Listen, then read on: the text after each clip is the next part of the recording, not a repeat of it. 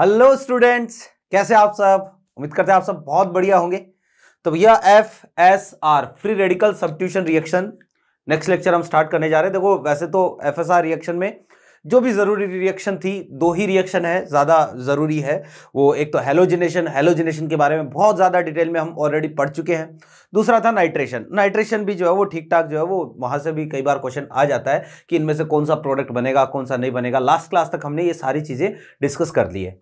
अब इसके बाद में जो है वो एक और रिएक्शन हम हेलोजिनेशन में पढ़ेंगे। इसके बाद में जो है वो आप ये मानो कि हम फ्री रेडिकल मैकेनिज्म के थ्रू एल्केन बनाने के मेथड जो है वो डिस्कस करेंगे, ठीक है ना। तो आप देखो नेक्स्ट जो रिएक्शन है ना अपने पास, ये है सल्फोनेशन।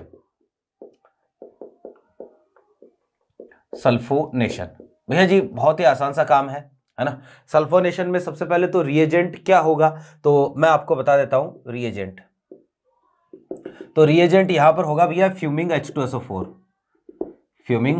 H2SO4, या फिर आप ये बोलो H2SO4 साथ में SO3, या फिर आप बोल सकते हो क्या H2S2O7। ये हमारा जो है वो एक तरीके से क्या है, रिएजेंट है, ठीक है। और जो है वो सल्फोनेशन की बात हम कर रहे हैं, एल्केन का सल्फोनेशन करवा रहे हैं। बस केवल एक ही चीज ध्यान में रखना कि एल्केन का सल्फोनेशन जो है वो जनरली आसानी से नहीं होता है, और बहुत क्योंकि एल्केन जो है ना वो क्या होता है, कम रिएक्टिव होता है, तो इनका सल्फोनेशन आसानी से नहीं होता है। और इवन आप ये मानो कि जो कम कार्बन के एल्केन होते हैं, जिनमें नंबर ऑफ कार्बन कम होते हैं, वो तो सल्फोनेशन देते ही नहीं है। आप ये मानो कि ज्यादा कार्बन के एल्केन में क्या होगा, सल्फोनेशन होगा, या फिर कम कार्बन के एल्केन और उनमें ब्रांचिंग हो तो सल्फोनेशन होगा। कहने का मतलब ओवरऑल जहां फ्री रेडिकल ज्यादा से ज्यादा स्टेबल बनेगा ना, वहां सल्फोनेशन हो सकता है। तो ये ही पॉइंट बस मेरे को बताना था। करना क्या है, RH ये एल्केन है कोई, और एल्केन की रिएक्शन जो हो इनमें से किसी के साथ भी करवा दो, H2SO4 साथ में SO3, रिएक्शन वही फ्री रेडिकल सब्स्टिट्यूशन रिएक्शन से जो है वो रिएक्शन चलेगी RSO3H एल्किल सल्फोनिन एसिड, ये जो है कंपाउंड अपने पास बनेगा। और ध्यान ये रखना है कि lower members of alkane does not gives sulphonation, ठीक है। Higher member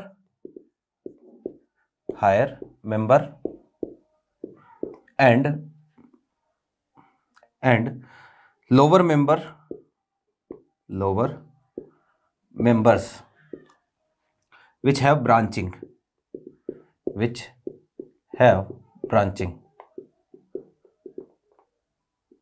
will gives sulphonation, ठीक है। सल्फोनेशन ये हमारे पास कंडीशन है। जैसे एग्जांपल के लिए आप समझो कि भैया हमारे पास ये कोई एल्केन है। अब इसमें कार्बन तो ज्यादा नहीं है, 4 ही कार्बन है ना, लेकिन इसमें क्या है, ब्रांचिंग है। तो ब्रांचिंग होने की वजह से क्या होगा ना कि जो फ्री रेडिकल बनेगा वो ज्यादा स्टेबल बनेगा, SO3 और H2SO4। तो इसलिए जो है वो यहां पर रिएक्शन हो जाएगी, SO3H ये जुड़ जाएगा और ये CH3 और ये CH3। सिंपल सा काम है सल्फोनेशन का, है ना। इतने ज्यादा कोई जो है वो जरूरी नहीं है। अब देखो इसके अलावा भी कुछ रिएक्शंस और है एल्केन की, है ना। जैसे आइसोमेराइजेशन हो गया, एक रीड रिएक्शन होती है, पायरोलाइसिस ऑफ एल्केन है ना। इसके अलावा कंबशन की रिएक्शन है, इसके अलावा एरोमेटाइजेशन है। ये सारी रिएक्शन जो है ना वो हम बाद में पढ़ेंगे, एल्केन की केमिकल प्रॉपर्टीज में जो है वो अलग से लास्ट में पढ़ेंगे। अब हम डिस्कस करेंगे एल्केन बनाने के मेथड, ठीक है। उससे पहले एक छोटा सा पॉइंट और बता देता हूं भैया। देखो हमारे पास है बेंजीन।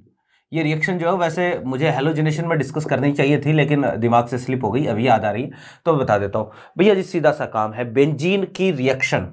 वही बात मैंने तुम्हें वहां पर भी बताया था कि अगर आप करवाते हो हैलोजन कैरियर की प्रेजेंस में AlCl3, है ना, और इन डार्क,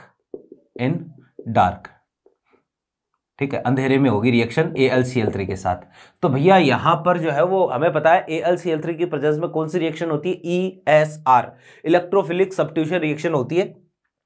तो यहां पर ESR रिएक्शन होगी, ये दोनों मिलकर क्या बनाएंगे, Cl+ बनाएंगे। और Cl+ बनाएंगे तो हर एक कार्बन पर आप देखोगे क्या क्या जुड़ेगा, Cl Cl Cl और ये Cl, मतलब एक तरीके से इसका पॉली हेलोजिनेशन होगा। और पॉली हेलोजिनेशन होगा, हर एक कार्बन पर क्या जुड़ेगा, Cl, और इस कंपाउंड का नाम है हेक्साक्लोरोबेंजीन, ठीक है। ये कंपाउंड जो है वो मिलेगा और टोटल जो है आपको 3 Cl2 की यहां पर जरूरत पड़ेगी। ये तो ही एक बात। फिर भाई ये ही बेंजीन, ठीक है, यही बेंजीन है, रिएक्शन हमने Cl2 के साथ करवाई और Cl2 के साथ करवाई, इस बार रिएक्शन जो है ना ये हुई HNu की प्रेजेंस में 500 केल्विन पर। अब यहां रिएक्शन जो है वो अलग जाती है, थोड़ी सी अलग रिएक्शन होती है, और अलग रिएक्शन कौन सी होती है, वही अपने पास जो है वो हम बोलेंगे FAR रिएक्शन होगी, फ्री रेडिकल एडिशन रिएक्शन होगी। बेंजीन के जितने भी पाई बॉन्ड है ना वो सारे पाई बॉन्ड ब्रेक होंगे और ये एक कंपाउंड बनेगा, बहुत इंपॉर्टेंट कंपाउंड है, ध्यान रखना। इसको हम बोलते हैं भैया बेंजीन हेक्साक्लोराइड,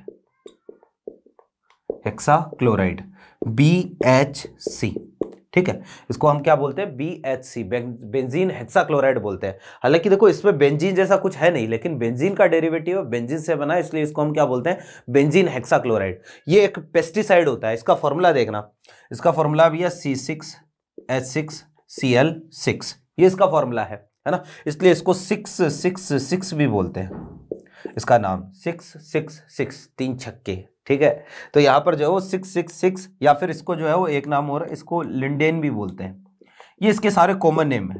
और ये जो है वो क्या होता है, एक इंसेक्टिसाइड होता है, ठीक है, ये एक इंसेक्टिसाइड है और कीड़े मकोड़े मारने काम में आता है, कुल मिला की बात ये है ना, खेती में काम में आता है, एग्रीकल्चर पर्पस के लिए इसको हम काम में लेते हैं।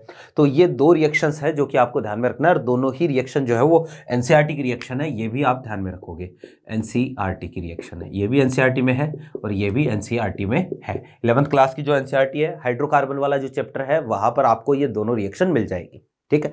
तो भैया ये हुई एक बात। तो हमने देखो कि फ्री रेडिकल रिएक्शन जो है ना वो सारी देख ली है, फ्री रेडिकल सब्स्टिट्यूशन रिएक्शन के जितने भी एग्जांपल थे वो सारे हमने देख लिए हैं, इंपॉर्टेंट एग्जांपल जितने भी थे। अब हम डायरेक्टली आते हैं भैया, देखो हाइड्रोकार्बन जो है वो हमें खत्म करना है, तो हम डायरेक्टली आते हैं एल्केन बनाने के जो मेथड है उस पर, कि एल्केन को कौन कौन सी रिएक्शन से हम बना सकते हैं। तो ये तो है एक बात, देखो जी। हाँ तो भाई देखो जरा कि स्टार्ट करते हैं, methods of preparation of alkene, है ना। एल्केन बनाने के मेथड की बात हम करेंगे, तो methods of preparation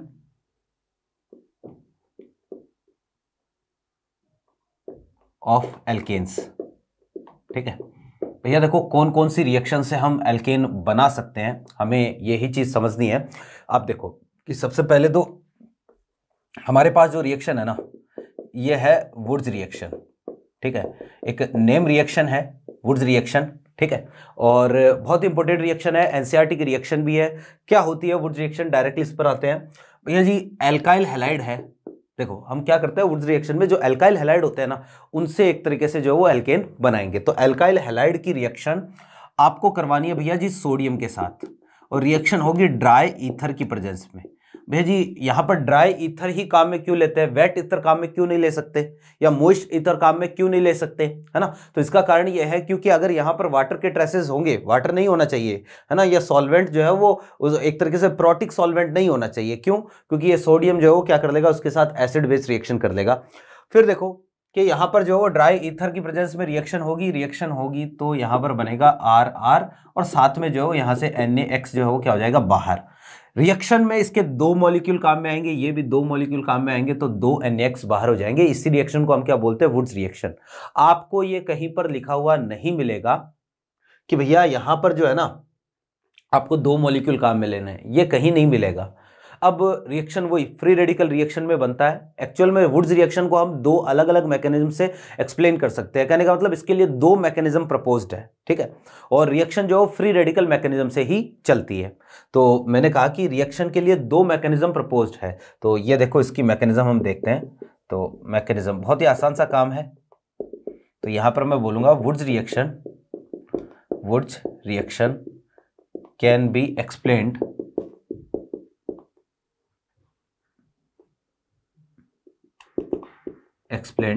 by the following two mechanisms, ठीक है। हम इसको जो है वो दो मैकेनिज्म के थ्रू जो है वो रिएक्शन को क्या कर सकते हैं, एक्सप्लेन कर सकते हैं। सबसे जो फर्स्ट मैकेनिज्म है ना, पहली मैकेनिज्म, ये तो है फ्री रेडिकल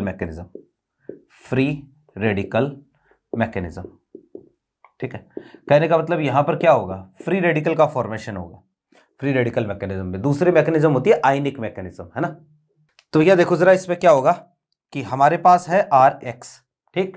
तो Rx का सोडियम है ना, आउटर मोस्ट सेल का कॉन्फ़िगरेशन क्या है 281, 1s2 2s2, फिर इसके बाद में 2p6 3s1, है ना। तो ये हमारे पास जो इसका इलेक्ट्रॉनिक कॉन्फ़िगरेशन होता है, तो इसकी प्रेजेंस में इसका होगा भैया एक तरीके से होमोलाइटिक क्लीवेज। और होमोलाइटिक क्लीवेज होगा, सोडियम क्या करेगा, एक इलेक्ट्रॉन लूज करेगा, और ये जो अपने पास एक्स फ्री रेडिकल बन रहा है ये एक इलेक्ट्रॉन एक्सेप्ट करेगा।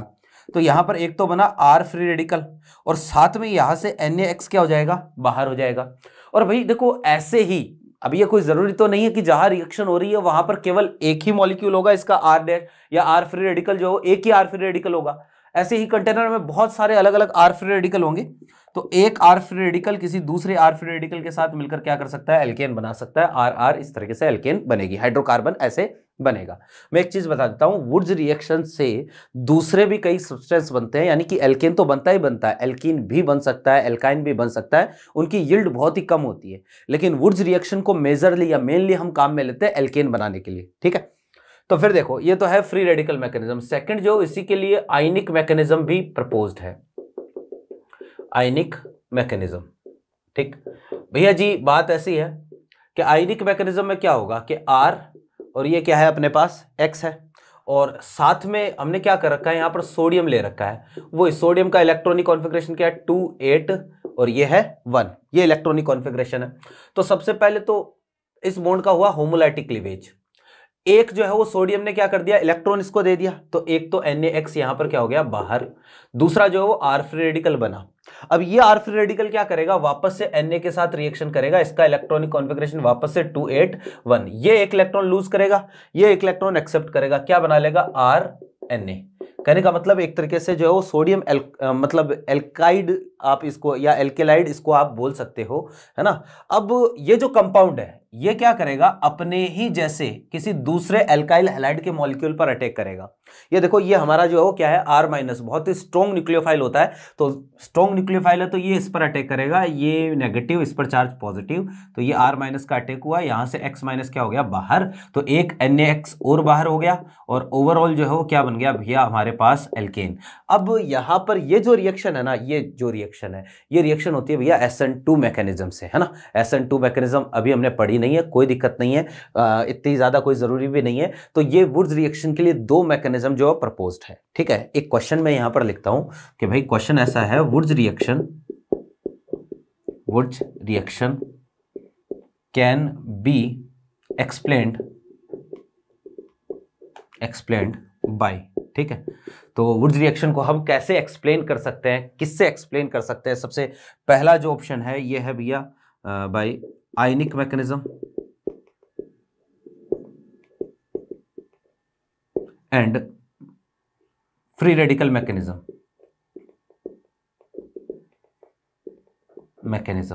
ठीक है। और दूसरा जो ऑप्शन है यह है भैया आयनिक मैकेनिज्म और फ्री रेडिकल मैकेनिज्म। अब यार आप कहोगे कि सर ये दोनों ऑप्शन तो सेम ही हो गए, भैया सेम नहीं है, दोनों में डिफरेंस है। और डिफरेंस क्या है, डिफरेंस ये है कि ionic mechanism and free radical mechanism, एक तो ये लिखा है, दूसरा आयनिक और फ्री रेडिकल। भैया देखो कि जब आप वुड्स रिएक्शन को एक्सप्लेन कर रहे हो तो एक बार में केवल एक ही रिएक्शन चलती है, कि जैसे यहां पर जो फ्री रेडिकल मैकेनिज्म है, यहां पर जो आयनिक मैकेनिज्म है, तो एक बार में एक ही रिएक्शन चलेगी।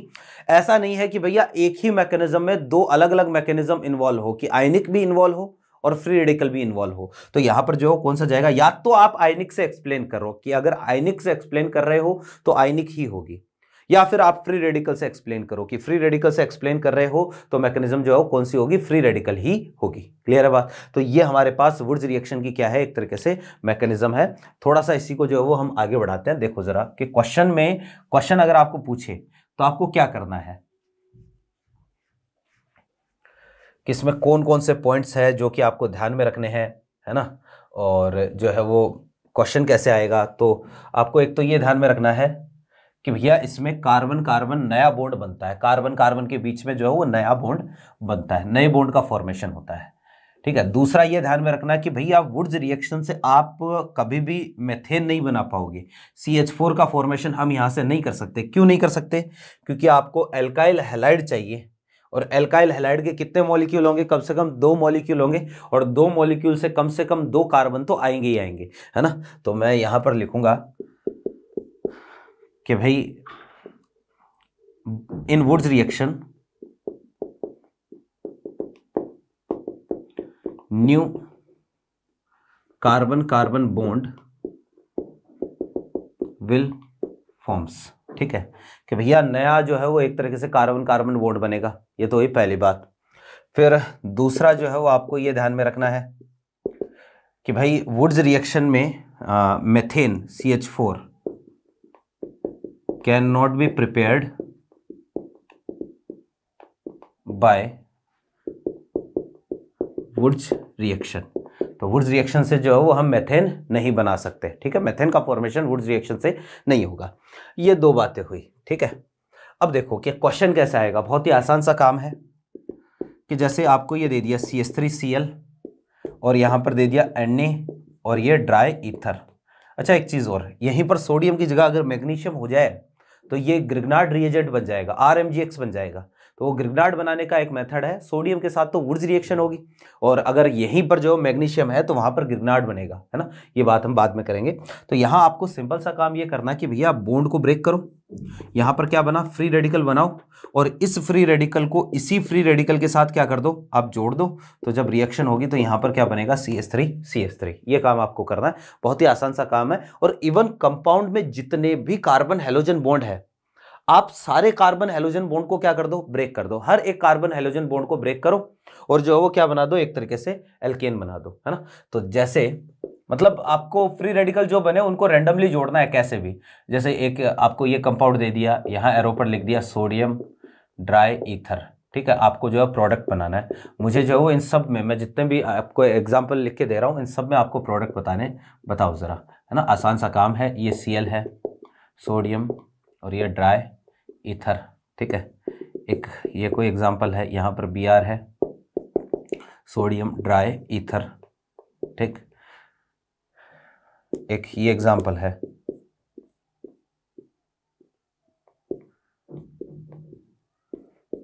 यहाँ पर सोडियम और ड्राई ईथर।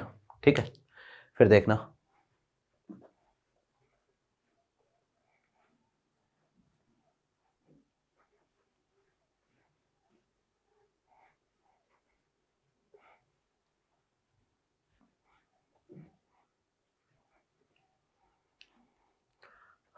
नेक्स्ट जो है वो अपने पास ये कोई एग्जांपल है Br, और यहाँ पर Br, सोडियम ड्राई ईथर।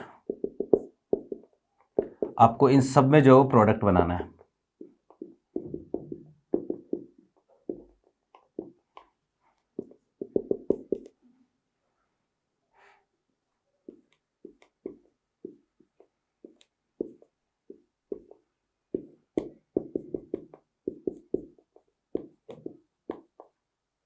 देखो कि भाई स्टार्ट करते हैं। सिंपल सा काम, जो भी कार्बन हेलोजन बॉन्ड है ना वो ब्रेक करो और उसी के जैसा फ्री रेडिकल बनाओ। फिर चेक करो कि यार फ्री रेडिकल किस तरीके से जुड़ सकते हैं। सिंपल सा काम है, ये बॉन्ड टूटा, यहाँ पर ये वाला फ्री रेडिकल बना, और ये फ्री रेडिकल जब इसी के साथ जुड़ेगा तो हमें जो है वो ये हाइड्रोकार्बन मिलेगा, है ना। ये Wurtz reaction same to same, ये फ्री रेडिकल बना और ये वाला फ्री रेडिकल जब अपने जैसे ही दूसरे फ्री रेडिकल के साथ जुड़ेगा तो ये प्रोडक्ट बनेगा। ठीक है, यहाँ पर भी ऐसा ही है, ये फ्री रेडिकल बना और ये वाला फ्री रेडिकल जब अपने जैसे ही किसी दूसरे फ्री रेडिकल के साथ जुड़ेगा तो ये प्रोडक्ट बनेगा। देखो जरा कि ये क्या है, CH3CH2 फ्री रेडिकल है, तो एक CH3CH2 इधर, एक CH3CH2 इधर, और N ब्यूटेन का फॉर्मेशन होगा। ठीक, फिर यहाँ चेक करते हैं। अब ये देखना कि भाई आपके जितने भी हेलोजन, कार्बन हेलोजन बॉन्ड है ना आपके पास, वो सारे आपको क्या करने हैं? ब्रेक करते हैं वुड्स रिएक्शन से प्रोडक्ट बनाना। तो यहाँ पर जब ब्रेक हुए तो भैया जी एक इलेक्ट्रॉन यहाँ आएगा, एक इलेक्ट्रॉन यहाँ आएगा। ठीक, और वुड्स रिएक्शन है तो मैं ये बता दूं कि हम ये जितनी भी फ्री रेडिकल की रिएक्शंस करवा रहे हैं ये सारी की सारी कपलिंग रिएक्शन है। आप देखो जब हमने FSR रिएक्शन स्टार्ट करी थी तो जो है वहां पर मैंने तुम्हें बताया था फ्री रेडिकल की रिएक्शन, दो तरीके की रिएक्शंस होती है, एक तो कपलिंग रिएक्शंस होती है और दूसरी जो है डिसप्रपोर्शनेशन रिएक्शन होती है। तो 3 डिग्री में तो डिसप्रपोर्शनेशन वाला जो है प्रोडक्ट ज्यादा बनेगा और बाकी जो है वो कपलिंग वाला प्रोडक्ट ज्यादा बनेगा। तो यहां पर भी कपलिंग होगी, ये इधर और ये इधर, तो यहां पर जो है वो अपने पास ये लो जी ये प्रोडक्ट बनेगा, ठीक है ना। और फिर इधर आते हैं तो ये वाला बॉन्ड ब्रेक हुआ, ये बॉन्ड ब्रेक हुआ, तो ये इलेक्ट्रॉन ये इधर और ये वाला इधर, तो यहां से जो है वो अपने पास ये डबल बॉन्ड साइक्लोहेक्सेन। तो देखो वुड्स रिएक्शन से एल्केन तो बनते ही बनते हैं, लेकिन वुड्स रिएक्शन से जो वो एल्कीन भी बन सकते हैं, लेकिन मेजरली हम वुड्स रिएक्शन को काम में लेते हैं किसके लिए, एल्केन बनाने के लिए। और एल्केन में भी कंडीशन है भैया, सिमेट्रिकल एल्केन बनाने के लिए वुड्स रिएक्शन को हम काम में लेते हैं। यहां देखो जरा, मैंने ऐसा क्यों बोला कि एल्केन जो है वो मेजरली हम काम में लेते हैं, एल्केन बनाने के लिए काम में लेते हैं। एल्कीन की इतनी ज्यादा यील्ड नहीं बनती है, क्यों? क्योंकि भैया देखो ये जो प्रोडक्ट है ना इस फ्री रेडिकल से बना है, ये प्रोडक्ट इस फ्री रेडिकल से बना है, तो इसमें प्रोबेबिलिटी ये भी है कि भैया कपलिंग हो जाए, ठीक है। एक जैसे ये वाला फ्री रेडिकल हो गया, ये अपने जैसे ही किसी दूसरे फ्री रेडिकल के साथ जुड़कर जो है इस तरीके से ये प्रोडक्ट भी बना सकता है भैया, ये प्रोडक्ट भी इसमें बन सकता है। लेकिन मैं एक चीज बता दूं, इस वाले में ये वाला प्रोडक्ट ही क्या रहेगा, मेजर रहेगा। स्टेरिक इंटरेस्ट जितना ज्यादा होता है ना कपलिंग के लिए जो है वो रिएक्टिविटी उतनी क्या हो जाती है, कम हो जाती है ना। तो ये मतलब एक तरीके से जो है ना इंट्रामोलिकुलर कपलिंग के लिए ये हमारे पास, ये तो इंट्रामोलिकुलर कपलिंग है, ये इंटरमोलिकुलर कपलिंग है। तो मैं वापस से अपनी बात बोल देता हूं कि जितना ज्यादा स्टेरिक इंटरेंस होता है इंटरमोलिकुलर कपलिंग के लिए रिएक्टिविटी उतनी कम हो जाती है। दो मॉलिक्यूल आपस में जुड़े उसकी संभावना क्या हो जाती है, उतनी ही कम हो जाती है। यहां पर देखना जरा कि ये बॉन्ड ब्रेक हुआ, ये बॉन्ड ब्रेक हुआ, यहां पर फ्री रेडिकल क्या बना, CH2, ये फ्री रेडिकल, ये फ्री रेडिकल दो तरीके से जुड़ सकते हैं। एक तो आपस में जुड़ जाए तो ये एथीन बनेगा, एक जो वो ये ऐसे भी जुड़ सकते हैं, ये CH2, ये CH2, ये फ्री रेडिकल, ये फ्री रेडिकल, ये CH2, ये CH2, ये फ्री रेडिकल, ये फ्री रेडिकल, भैया जी इस तरीके से जो है ये जुड़ सकते हैं। तो इसमें जो है ना ये वाला ही क्या रहेगा, मेजर रहेगा। क्यों रहेगा ये वाला मेजर? क्योंकि वही बात है कि जितना ज़्यादा एक तरीके से ओवर क्राउडिंग होगी, स्टेरिक इंटरेस्ट जितना ज़्यादा होगा, इंटरमोलिकुलर कपलिंग उतनी ही मुश्किल हो जाएगी। यहाँ पर देखो ज़रा, अब इसमें जो है ना जितने भी कार्बन हेलोजन बॉन्ड है सारे कार्बन हेलोजन बॉन्ड ब्रेक कर दो, तो ये फ्री रेडिकल बनेगा। और इसमें जब कपलिंग होगी तो देखो इस तरीके से कपलिंग हो सकती है। ये कपलिंग रिएक्शंस शुरू में जो है वो चैप्टर के शुरू में मैं आपको ऑलरेडी बता चुका हूं। तो यहां पर जो प्रोडक्ट बनेगा वो ये वाला प्रोडक्ट बनेगा, कहने का मतलब स्पाइरो कंपाउंड बनेगा, ठीक है। तो इस तरीके से जो है वो आपको क्या करनी है, रिएक्शन करवानी है। ये ही अपने पास क्या है, वुड्स रिएक्शन है, आसान सा काम है, सिंपल सा काम है, ठीक। फिर देखो अगर हम बात करें ना कि यार 3 डिग्री एल्काइल हैलाइड की, तो 3 डिग्री एल्काइल हैलाइड जो है वो वुड्स रिएक्शन के लिए भैया जी ज्यादा सूटेबल नहीं होता। देखो कैसे,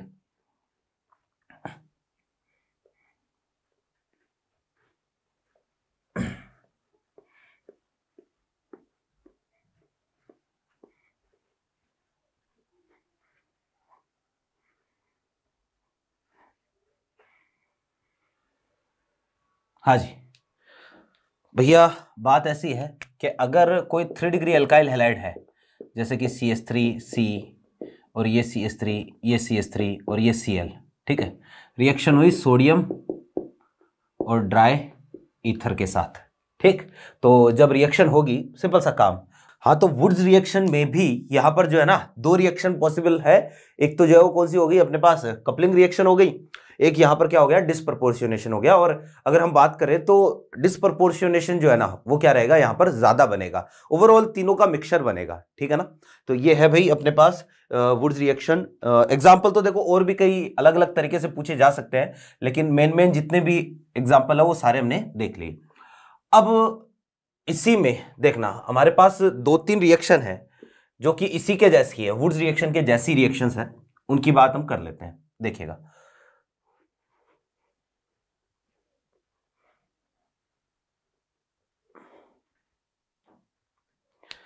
भैया जी देखो, सबसे पहले तो एक तो हमने पढ़ी वुड्स रिएक्शन, ठीक।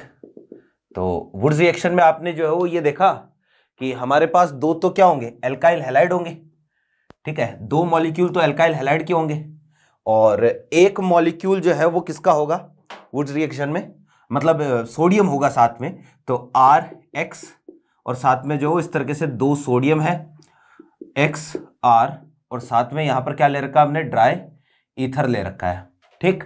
और जब रिएक्शन होगी तो यहां से हमने जो इस तरीके से क्या कर दिया, NaX बाहर कर दिया, क्या बना, R। अच्छा, एक चीज और आगे बढ़ने से पहले एक छोटा सा पॉइंट और बता देता हूं कि वुड्स रिएक्शन जो है वो केवल सिमेट्रिकल एल्केन बनाने का एक अच्छा मेथड है। कहने का मतलब वुड्स रिएक्शन को हम काम में लेते हैं सिमेट्रिकल एल्केन बनाने के, है ना। यहां से अनसिमेट्रिकल एल्केन की गुड यील्ड नहीं मिलती है। देखना कैसे, यह मैं लिखूंगा, Wurtz reaction is used to prepare symmetrical alkanes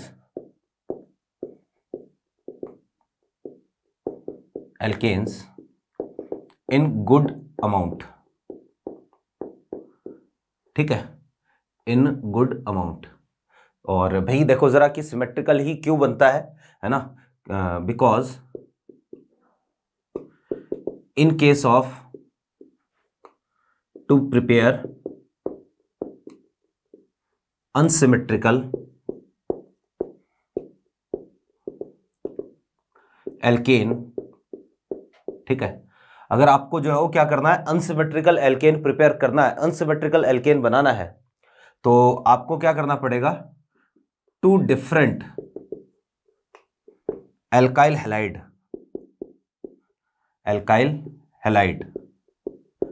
will be used, ठीक है। And in this case more than या you कहो a mixture of, in this case a mixture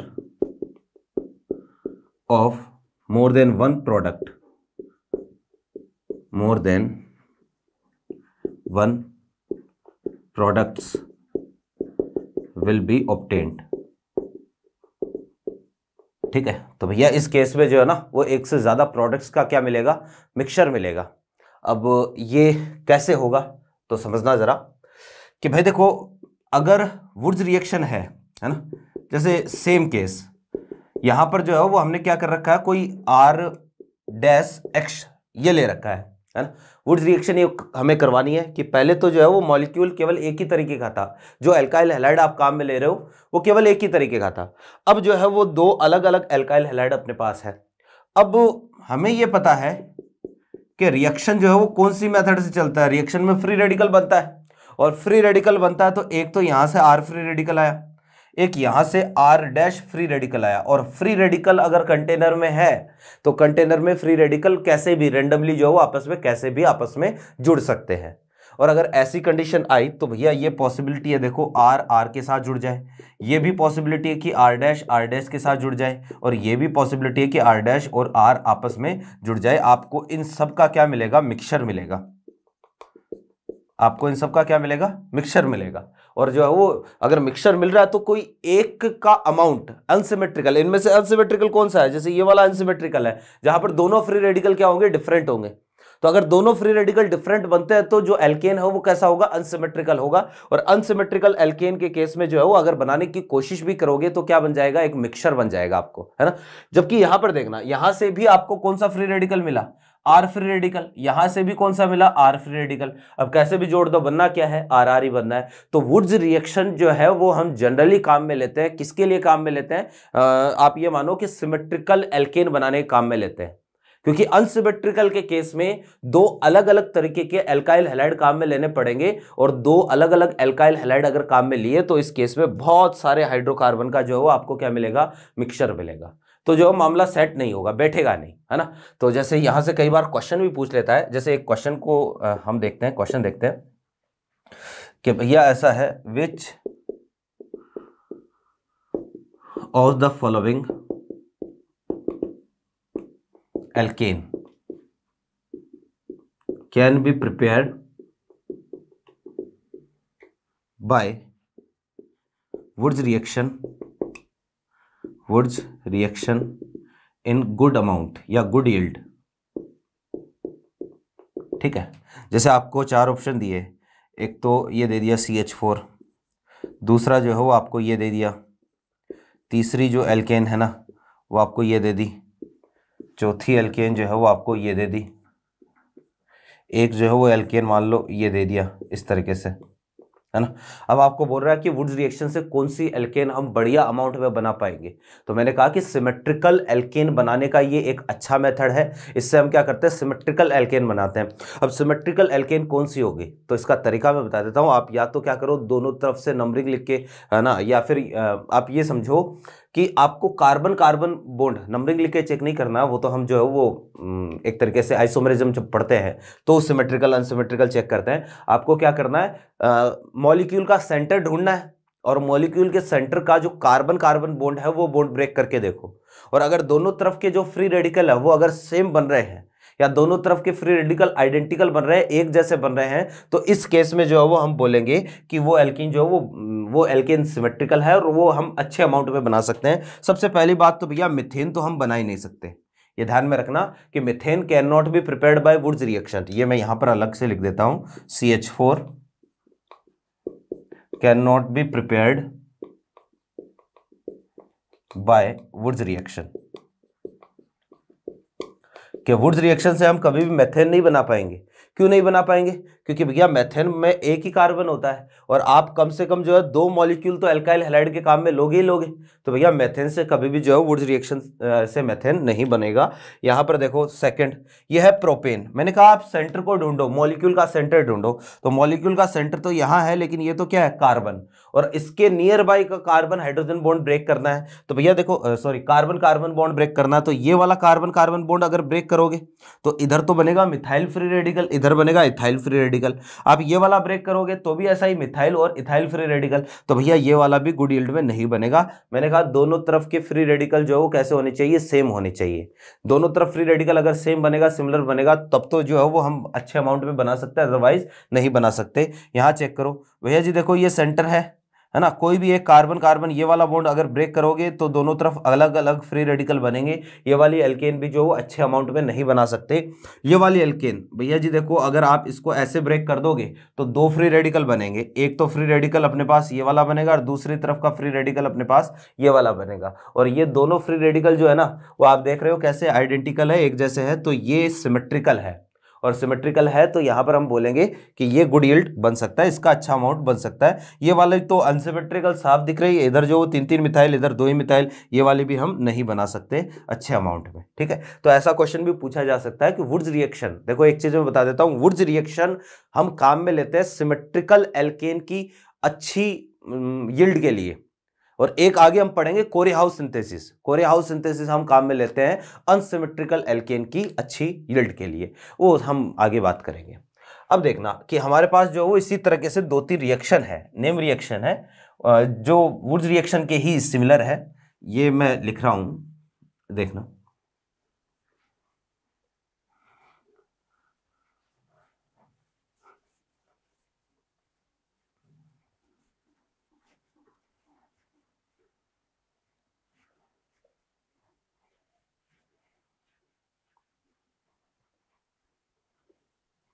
हाँ जी,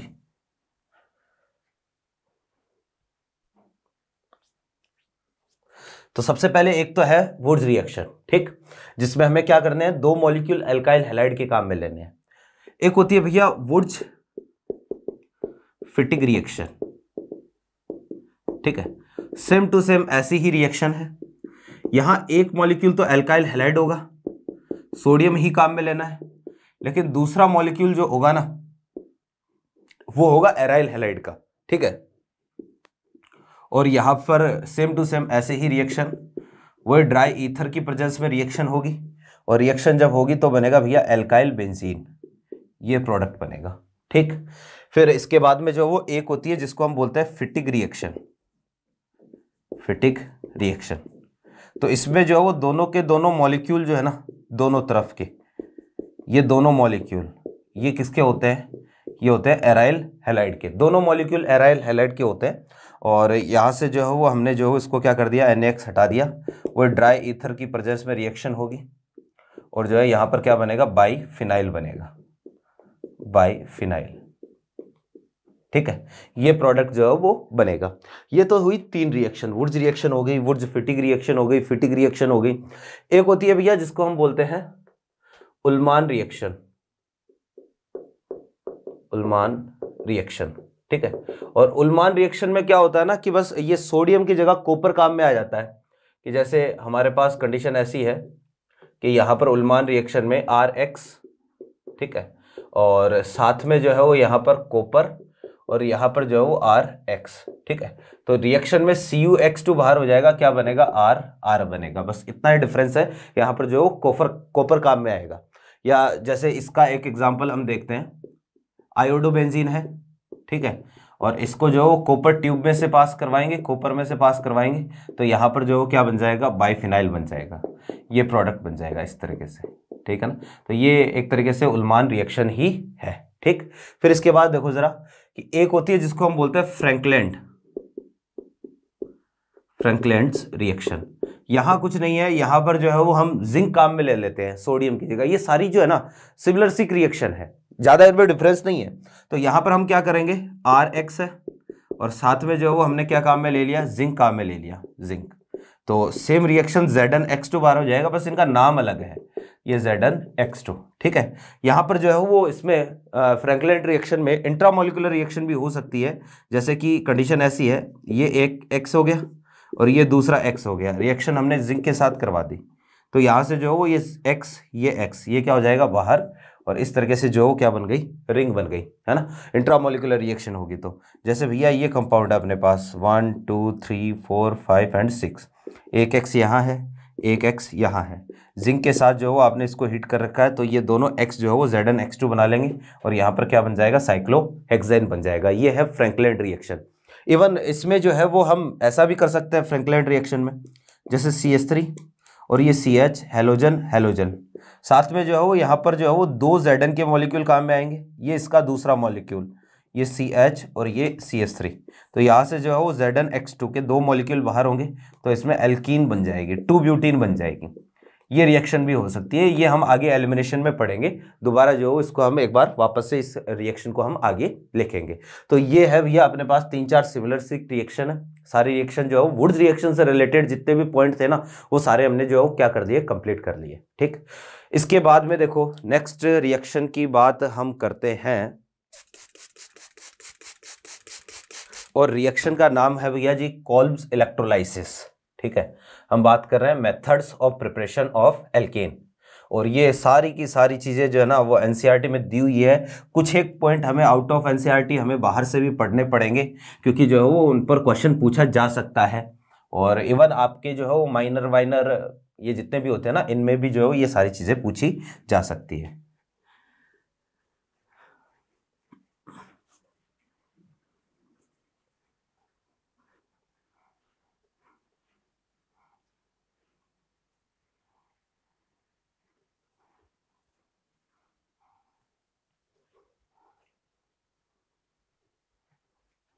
हाँ जी,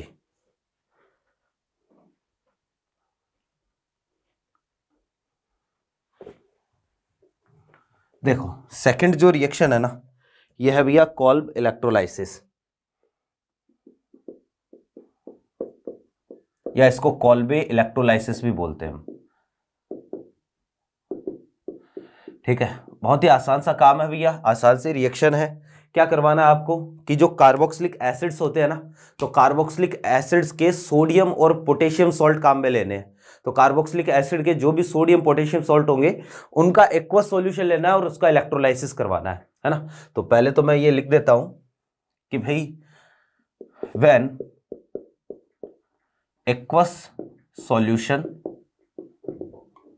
ऑफ सोडियम और potassium salt of carboxylic acid is electrolyzed, ठीक है, then hydrocarbon and CO2 will be obtained at anode. और यही point जो है वो ज्यादा जरूरी है कि भाई हाइड्रोकार्बन और CO2 जो है ना वो एनोड पर बनेंगे, और हाइड्रोजन गैस जो है ना वो कैथोड पर रिलीज होगी and H2 will be liberated at cathode. ठीक, अब सबसे पहली बात तो यहां पर यही पूछ सकता है कि कौन सा कहां पर बनेगा, हाइड्रोजन कहां बनेगा, है ना, CO2 कहां बनेगा, हाइड्रोकार्बन का फॉर्मेशन कहां होगा। तो देखो जरा कि रिएक्शन कैसे चलती है, इलेक्ट्रोलाइसिस जो है वो हम कैसे करवाते हैं। एग्जाम्पल के लिए आप ये समझो कि इलेक्ट्रोलाइसिस ऑफ RCOONA, है ना, यहाँ पर कोई भी सोडियम जो है वो अपने पास कार्बोक्सिलेट है और इसका हमें क्या करवाना है, इलेक्ट्रोलाइसिस करवाना है। अब इलेक्ट्रोलाइसिस करवाने के लिए जो है वो हमने एक कंटेनर ले रखा है। भैया देखो इलेक्ट्रोलाइसिस का पूरा प्रोसेस ये आपने जो है वो इलेक्ट्रोकेमिस्ट्री में पढ़ा होगा, है ना, कि हम किस तरीके से इलेक्ट्रोलाइसिस करवाते हैं। तो एक कंटेनर हमने ले रखा है, इसमें एक्वस सॉल्यूशन भरा हमने, ठीक है, यहाँ है एक्वस RCO और ये ONA, ये है अपने पास, ठीक। और इसको जो है वो हमने इस तरीके से जो क्या कर रखा है, यहाँ पर 2 इलेक्ट्रोड लगा रखे हैं। एक तो हो गया जी यहाँ पर एनोड, ठीक, और एक जो है वो यहाँ पर हो गया क्या, कैथोड, ठीक है। तो ये हमारे पास पॉजिटिव टर्मिनल है और ये हमारे पास जो क्या है, नेगेटिव टर्मिनल है, ये कंडीशन है। अब आप ये समझना कि कौन सा वाला कहाँ जाएगा, तो ये 2 में इस तरीके से टूटेगा, RCO और ये O- और ये क्या है, Na+। तो हमें ये पता है कि जो एनायन होता है वो तो कहाँ जाता है, एनोड पर जाता है, और केटाइन कहाँ जाता है, कैथोड पर जाता है। जनरली ऐसा ही होता है। तो एट एनोड, यह जी एनोड पर देखो कौन पहुंचा, एनोड पर पहुंचा अपना एनायन RCOO-, ये जो है वो एनोड पर पहुंचा, है ना। और हमें पता है कि दुनिया का चाहे कोई भी सेल हो, वो चाहे इलेक्ट्रोलाइटिक सेल हो, गैल्वेनिक सेल हो, या फिर जो कोई भी सेल हो, इलेक्ट्रोलाइटिक के अलावा जो वो मतलब कोई भी सेल हो, आप ये मानो सब में जो है वो क्या होता है, हमेशा एनोड पर ऑक्सीडेशन ही होता है। तो यहां पर भी एनोड पर क्या होगा, ऑक्सीडेशन होगा। और जब एनोड पर ऑक्सीडेशन हुआ, ठीक है, तो देखो ऑक्सीडेशन का मतलब क्या होता है, इलेक्ट्रॉन लूज करना। तो ये वाला ऑक्सीजन जो है वो क्या करेगा, एक इलेक्ट्रॉन लूज करेगा और इसका हो गया ऑक्सीडेशन, और इसने क्या बना लिया, ऑक्सीजन फ्री रेडिकल, ये फॉर्मेशन कर लिया। तो एक तो इसमें ये वाला फ्री रेडिकल बन रहा RCO और ये O फ्री रेडिकल, ठीक। फिर इसमें क्या होगा, देखो जरा कि ये एक इलेक्ट्रॉन इधर से और एक इलेक्ट्रॉन इधर से, तो एक तो CO2 यहां से क्या हो गई, बाहर हो गई, साथ में जो क्या मिला आपको, R फ्री रेडिकल मिला, ठीक है। CO2 क्यों बाहर हुई, ऐसा क्यों हुआ, ये रेजोनेंस भी इसमें चल रहा है ना। तो CO2 इसलिए बाहर हुई क्योंकि CO2 is a good leaving group. CO2 जो है वो आसानी से क्या हो सकता है, लीव हो सकता है, आसानी से हट जाता है, तो इसलिए जो है वो यहां से CO2 बाहर हुई। और ये R फ्री रेडिकल अपने जैसे ही किसी दूसरे R फ्री रेडिकल के साथ जुड़ेगा और क्या बनाएगा भैया जी, R, कहने का मतलब हाइड्रोकार्बन बनेगा, ठीक। तो ये तो है, आप देखो कि CO2 और R हाइड्रोकार्बन, ये दोनों तो कहां मिले आपको, एनोड पर मिल गए। फिर इसके बाद में आप समझो कि एट कैथोड, तो कैथोड पर जो है वो हमें पता है क्या होता है, रिडक्शन होता है। और कैथोड पर रिडक्शन होगा, कैथोड पर कौन जाएगा, केटाइन जाएगा। भैया देखो जनरली हम बोलते हैं कैथोड पर केटाइन जाता है, लेकिन एक चीज मैं बता दूं, एस ब्लॉक मेटल जो है ना, इनका डिस्चार्ज कैथोड पर नहीं होता है। तो हम सोडियम को जो है वो कैथोड पर भेजकर रिड्यूस नहीं कर सकते। क्यों नहीं कर सकते, क्योंकि एस ब्लॉक मेटल्स का डिस्चार्ज पोटेंशियल बहुत ज्यादा होता है, इनका रिडक्शन जो है वो हम नहीं करवा सकते, डायरेक्टली जो कैथोड पर ये नहीं जाएंगे, ठीक है। तो फिर कौन जाएगा, तो यहां पर जो दूसरा है कौन, वाटर।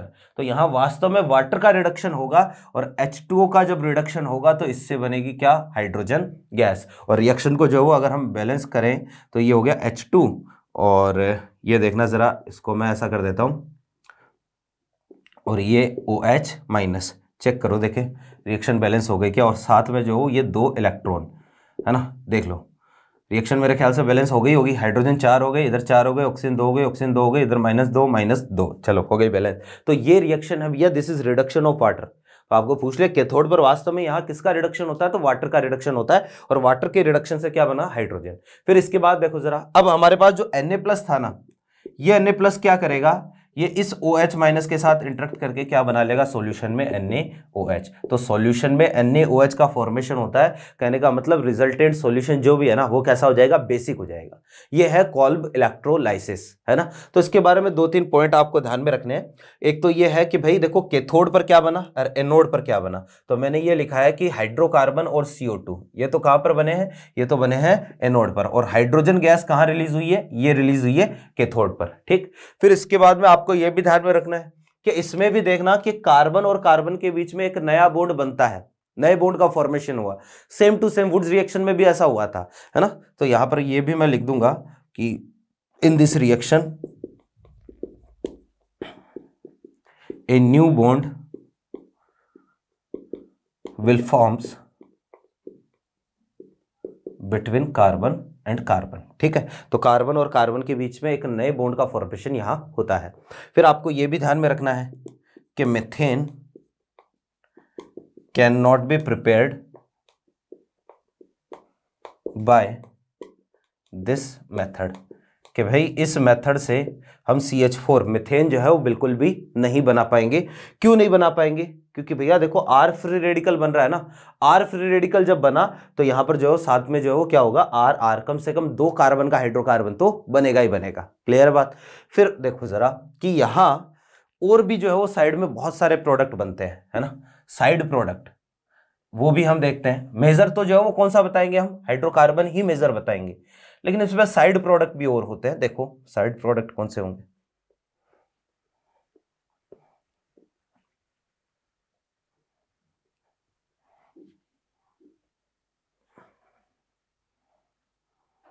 ऐसा है साइड प्रोडक्ट्स। देखो कि भाई इसमें 2 तरीके के फ्री रेडिकल है ना। एक तो फ्री रेडिकल है कौन सा अपने पास, R फ्री रेडिकल, और एक जो है वो अपने पास कौन सा फ्री रेडिकल है, ये वाला भी तो है ना। तो ये हो सकता है, पॉसिबिलिटी है कि भैया देखो देखो ये तो होता ही है कि R फ्री रेडिकल के साथ जुड़ जाए तो R ये तो हम क्या बताएंगे, ये तो हम मेजर बताएंगे। हाइड्रोकार्बन बनाने का मेथड है तो ये तो हमें मेजर बनाना है ना। फिर इसमें देखो ये भी फ्री रेडिकल है, RCOO फ्री रेडिकल, ध्यान दो जरा, है ना, कि रिएक्शन में एनोड पर एक ये वाला फ्री रेडिकल बीच में बन रहा है। तो ये पॉसिबिलिटी हो सकता है कि भाई एक तो ये फ्री रेडिकल और एक R फ्री रेडिकल कंटेनर में। आप कहोगे कि सर R फ्री रेडिकल तो इसके बाद में बनेगा, है ना, तो ये तो जा चुका होगा। लेकिन भाई ऐसा थोड़ी ना कि एक ही मॉलिक्यूल होगा कंटेनर में, बहुत सारे मॉलिक्यूल होंगे, है ना। तो ये भी पॉसिबिलिटी है कि ये वाला फ्री रेडिकल R के साथ जुड़कर क्या बना ले, इस तरीके से एस्टर बना ले। पॉसिबिलिटी ये भी हो सकती है, लेकिन इसकी पॉसिबिलिटी कम होती है कि ये जो है ना अपने पास ये वाला फ्री रेडिकल अपने जैसे ही दूसरे फ्री रेडिकल के साथ जुड़ जाए और यहां पर एक पेरोक्साइड बना ले। लेकिन भैया ये देखो पेरोक्साइड जो है वो वैसे तो क्या होता है, बहुत ही कम स्टेबल होते हैं, क्योंकि यहाँ पर जो है 2 लोन पेयर इस पर 2 लोन पेयर इस पर, हाईली क्या है, अनस्टेबल है रिपल्शन की वजह से, है ना। और इसलिए इनमें कपलिंग जो है वो क्या आसान नहीं होती है, तो इसलिए ये वाला बनने की पॉसिबिलिटी कम होती है और बहुत कम बनता है। लेकिन यहाँ पर एस्टर भी बन सकता है, ये चीज ध्यान देनी है, क्लियर है बात। तो इस रिएक्शन को हम बोलते हैं क्या, कोल्बे इलेक्ट्रोलाइसिस, ठीक है। फिर देखना कि अगर क्वेश्चन जो है वो यहां से पूछेगा तो क्वेश्चन कैसे आएगा। बहुत ही सिंपल सा काम है, आसान सा काम है, देखना।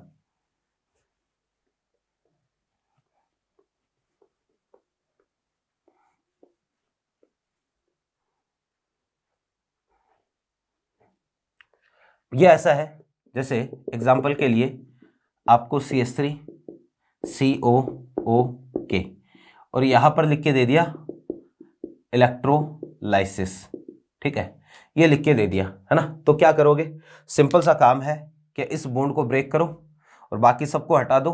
यहां से कौन सा फ्री रेडिकल मिला आपको, CH3 फ्री रेडिकल मिला, और क्योंकि हमें हाइड्रोकार्बन एज मेजर प्रोडक्ट बनाना है तो CH3 के साथ मिलकर क्या बनाएगा, CH3 मीथेन तो यहां से बन नहीं सकता, ठीक है।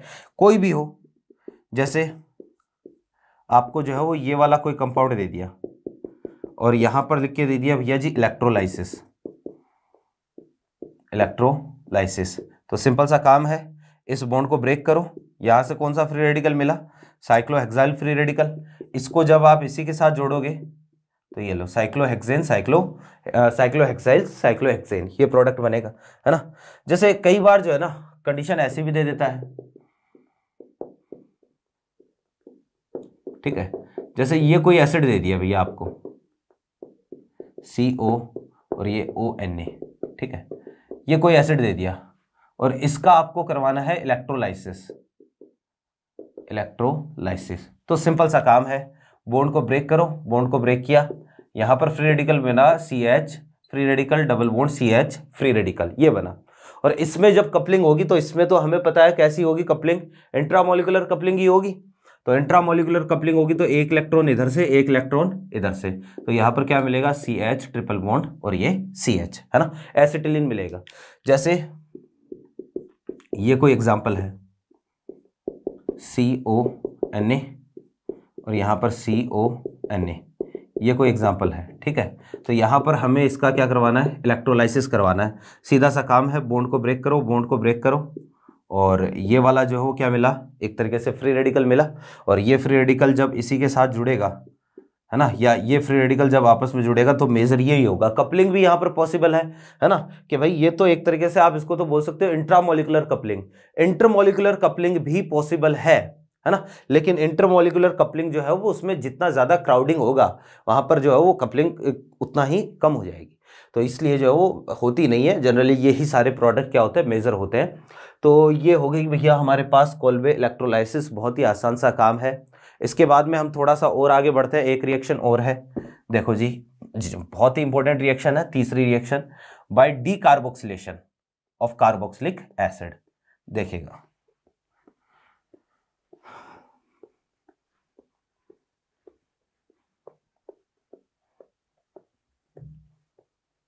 Decarboxylation of carboxylic acid.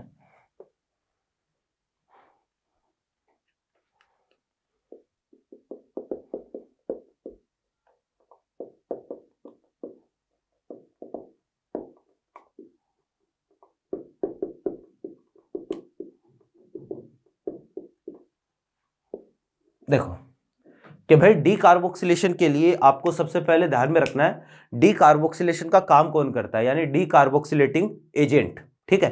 तो यहां आपको सीधा सा काम ये करना है कि कार्बोक्सिलिक एसिड है ना, कोई भी कार्बोक्सिलिक एसिड हो, ठीक है, इसको आपको सोडा लाइम के साथ हीट करना है। अब ये मैं बता देता हूं सोडा लाइम क्या होता है।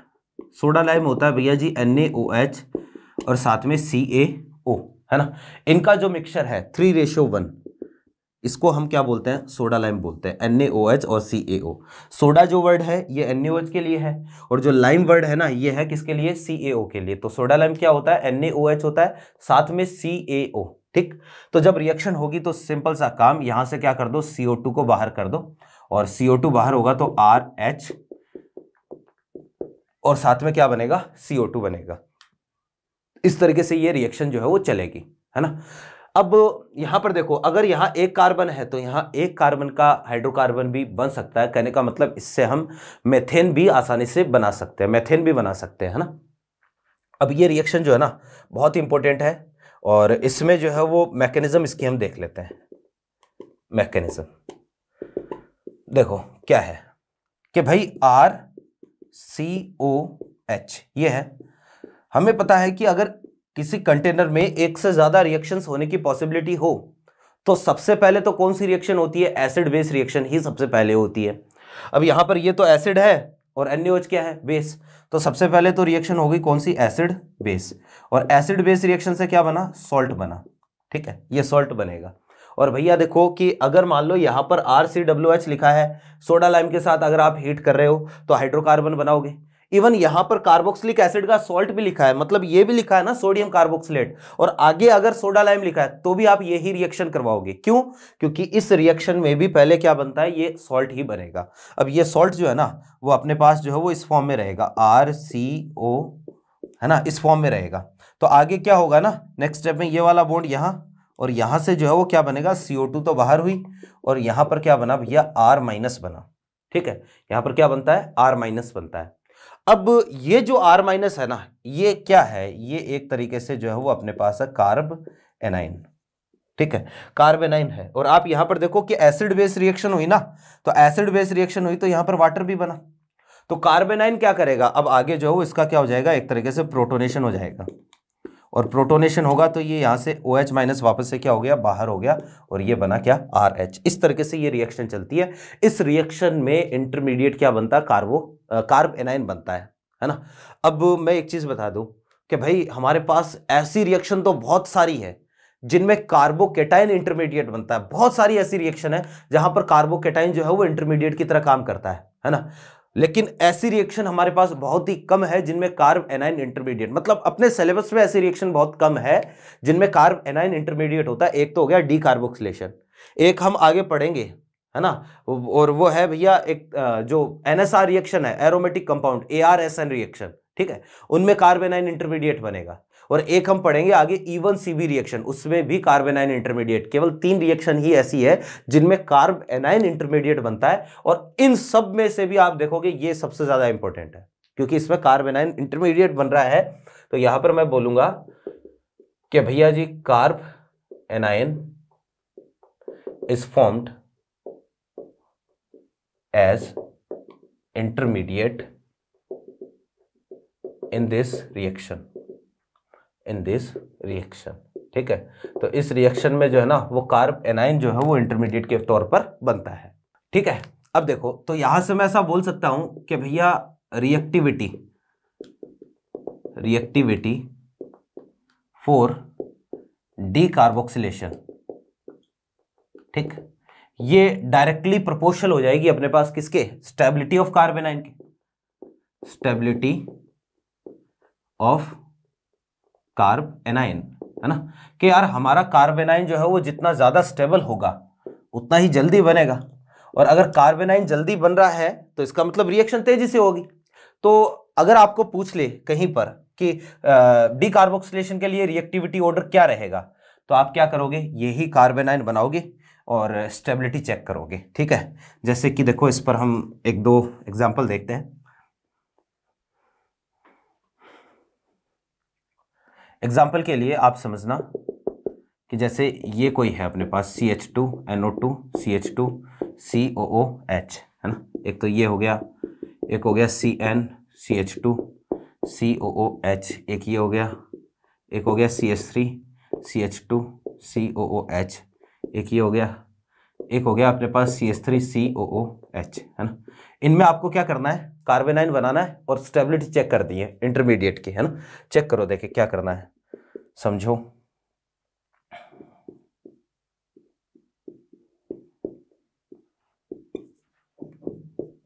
ये 2-3 कार्बोक्सिलिक एसिड है, इनमें ऐसे ही चेक करना है कि भाई डी कार्बोक्सिलेशन किसका आसानी से होगा, है ना, और किसका जो है वो डी कार्बोक्सिलेशन मुश्किल से होगा। आपको ये बताना है, इनमें आसान सा काम है भैया, कोई मुश्किल नहीं है।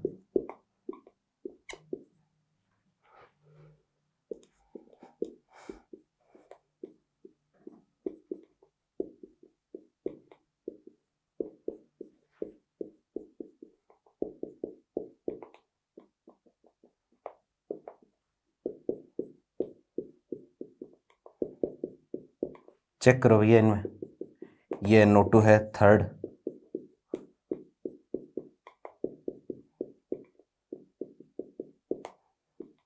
ठीक है। देखो कि भाई सिंपल सा काम, जैसे एक एग्जांपल और लिख देता हूं मैं।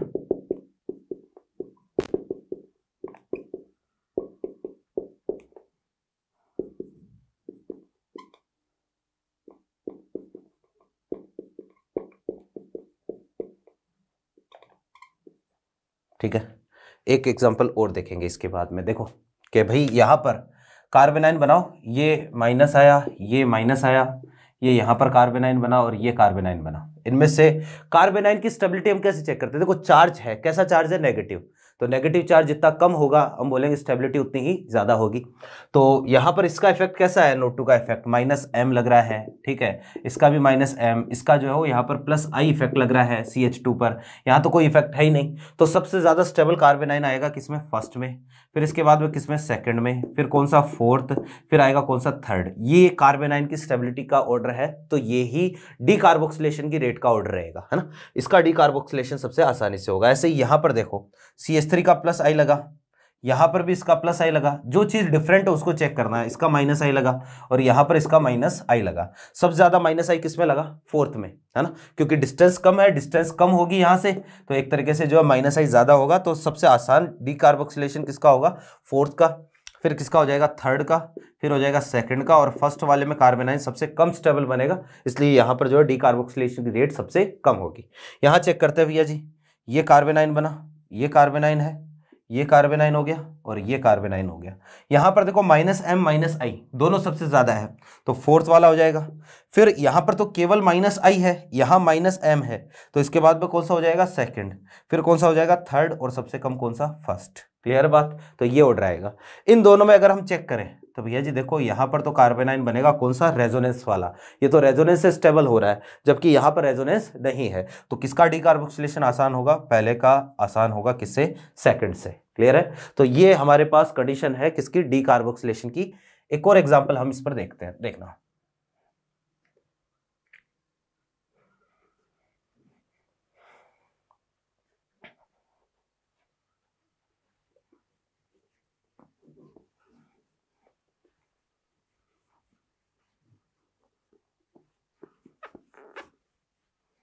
हाँ जी, कि जैसे एक ही एग्जांपल है कोई,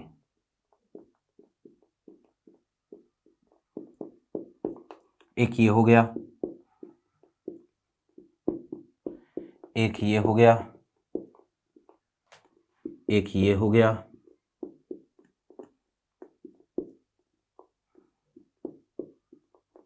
एक ये हो गया। ठीक है, अब इनमें जो है वो हमें चेक करना है ना, डीकार्बोक्सिलेशन के लिए ऑर्डर। आप देखो कार्बन आयन बनाओ, ये बॉन्ड को ब्रेक किया, यहाँ कार्बन आयन ये वाला बनेगा, ये बॉन्ड को ब्रेक किया, यहाँ कार्बन आयन ये बनेगा, यहाँ पर इस बॉन्ड को ब्रेक किया, ये कार्बन आयन बना, इस बॉन्ड को ब्रेक किया, ये कार्बन आयन बना। ठीक है, तो इनमें देखना सबसे ज़्यादा स्टेबल कौन सा है, सबसे ज़्यादा स्टेबल कौन सा होगा, ये वाला होगा। क्यों, कैसा है, एरोमेटिक, है ना। फिर ये वाला कैसा है, ये है एंटी एरोमेटिक, एंटी एरोमेटिक, और ये दोनों कैसे हो गए, ये हो गए नॉन एरोमेटिक। तो सबसे ज़्यादा स्टेबल तो फर्स्ट का डीकार्बोक्सिलेशन सबसे आसानी से होगा। इन दोनों में से ज़्यादा, अच्छा एंटी एरोमेटिक तो सबसे कम स्टेबल होता है, तो इन दोनों में से ज़्यादा स्टेबल कौन सा होगा, थर्ड वाला होगा, फिर कौन सा, सेकंड, और फोर्थ वाला जो है वो सबसे कम स्टेबल होगा। तो ये रहेगा डीकार्बोक्सिलेशन के लिए ऑर्डर। क्लियर है बात। तो भाई किसी भी क्वेश्चन में अगर आपको डीकार्बोक्सिलेशन के लिए ऑर्डर पूछे तो आप यही काम करोगे। फिर देखो कि जैसे मैंने कहा ना, इससे आप मेथेन भी बना सकते हो। हमारे पास जो है वो एसिटिक एसिड है, और इसको अगर आपने NaOH और साथ में CaO के साथ हीट कर दिया, एसिटिक एसिड को हीट कर दिया, तो यहाँ से CO2 क्या हो जाएगा, बाहर हो जाएगा, ये CO2 बाहर, और पीछे क्या बनेगा, CH4, मेथेन बनेगा। सिंपल सा काम है। ठीक है, जैसे मैंने अभी आपको कहा था कि आप इसकी जगह इसका सॉल्ट भी काम में ले सकते हो। जैसे ये ONA है, और इसको अगर आपने NaOH और साथ में CaO के साथ हीट कर दिया तो भी सेम टू सेम ऐसे ही रिएक्शन चलेगी। ये CO2 बाहर, क्योंकि भैया इस रिएक्शन में भी ये बनता है, बीच में सॉल्ट तो बनेगा ही बनेगा, सबसे पहले एसिड बेस रिएक्शन ही करवानी है, और यहां पर क्या बन जाएगा, साइक्लोहेक्सेन बन जाएगा। क्लियर है बात। फिर भाई देखो जरा कि यहां से कई बार जो है वो इस तरह का क्वेश्चन भी आ जाता है।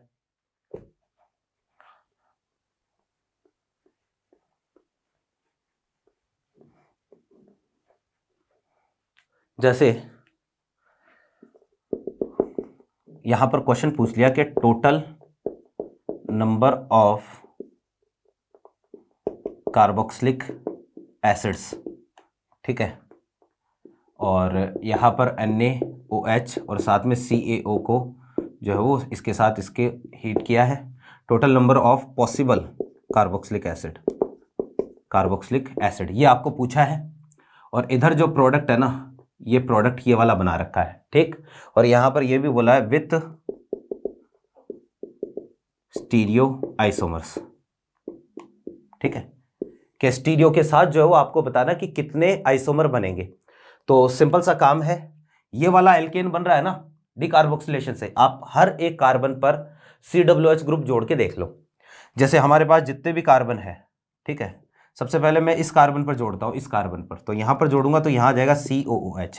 एक तो ये वाला कार्बोक्सिलिक एसिड है, कि इस कार्बोक्सिलिक एसिड में डिकार्बोक्सिलेशन करवाओगे यही बनेगा। एक ये वाला कार्बोक्सिलिक एसिड आ जाएगा, इसमें करवाओगे तो भी यही बनेगा। एक हमारे पास ये कार्बोक्सिलिक एसिड हो गया और एक ये वाला कार्बोक्सिलिक एसिड हो गया, ठीक है। यहां पर जोड़ दो चाहे यहां पर जोड़ दो, एक ही बात है। ये तो हो गया स्ट्रक्चरल। अब स्टीरियो भी आपको पूछ रखे हैं, तो स्टीरियो पूछ रखे हैं तो कोई दिक्कत नहीं है, आप चेक करो किसमें कायरल कार्बन है। जैसे इसमें एक कायरल कार्बन हो गया तो इसके दो बन गए D और L, है ना। जैसे इसमें स्टीरियो नहीं है, कायरल कार्बन नहीं है, इसमें ये वाला कायरल कार्बन है तो इसके भी दो बन गए D और L। तो 1 2 3 4 5 एंड 6 टोटल 6 कार्बोक्सिलिक एसिड ऐसे हैं जिनके डिकार्बोक्सिलेशन से जो है वो आपको ये वाला प्रोडक्ट मिलेगा। क्लियर है बात।